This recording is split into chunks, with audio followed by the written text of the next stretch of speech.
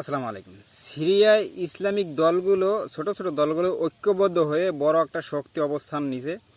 তারপর সিরিয়ার যে প্রধানমন্ত্রী বাশার আল আসাদ আপনারা সবাই জানেন পালাইছে। দীর্ঘ 24 বছর শাসন করার পর এই শাসক পালাইতে বাধ্য হয়েছে। কারণ কি? তাদের ঐক্যবদ্ধ হওয়ার কারণে, ইসলামিক দলগুলো ঐক্যবদ্ধ হওয়ার কারণে এই শাসক পালাতে বাধ্য হয়েছে।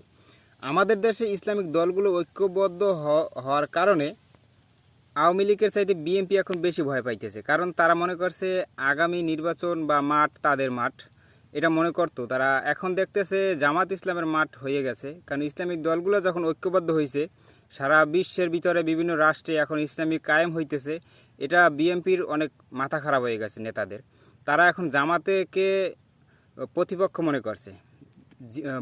মৃত আওয়ামী লীগকে জীবিত কইরা তারপর ঐক্যবদ্ধ হইয়া তারা জামাতের প্রতিপক্ষ হয়ে দাঁড়াইছে, তাদের জামাতের বিরুদ্ধে হয়ে দাঁড়াইছে।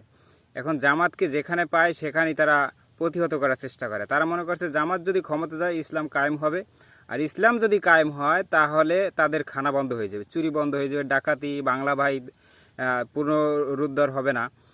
তারপর তাদের যে স্বৈর শাসক যে কায়েম করা হবে না, এটা তারা বুঝতে পারছে। যার কারণে জামাতের বিপরীতে চলে গেছে। কারণ জামাত তো আর এদেশে নূতন না, তারা ইসলাম কায়েমের জন্য বিগত 83 বছরের চেষ্টা করে আসছে। এটা বিএনপি আওয়ামী লীগ তারা ভালোই জানে।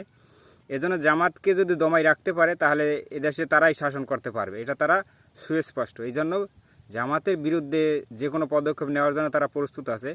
এবং কি মৃত আওয়ামী লীগকে জীবিত করিয়া তারা একসাথে প্রতিহত করার চেষ্টা করবে। তো জনতা যদি ঐক্য থাকে, ইসলামী দলগুলো যদি ঐক্য থাকে, জামাতবদ্ধ থাকে, তাহলে এদের এই স্বৈর শাসকের হাত থেকে এই দেশকে রক্ষা করা বা এই দেশে ইসলাম কায়েম করা কোনো ব্যাপারই না।